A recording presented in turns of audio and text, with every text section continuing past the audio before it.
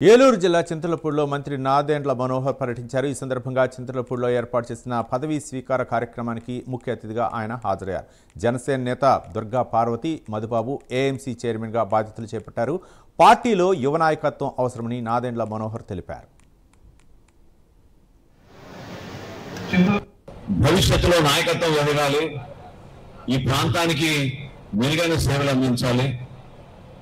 పదవి అనేది ఒక అలంకరణ కాదు, పదవి ద్వారా 10 మందికి సహాయపడాలని జనసేన పార్టీ అధ్యక్షులు రాష్ట్ర ఉప ముఖ్యమంత్రి పవన్ కళ్యాణ్ గారు ఆ పదవి మధుబాబుకిను వాళ్ళ భార్య దుర్గా గారికి అప్పచెప్పడం జరిగింది. ఈ కూటమిలో మన బాధ్యత ఏంటి, ఎన్ని కష్టాలు పడితే మనం దూరం రాగలిగాం.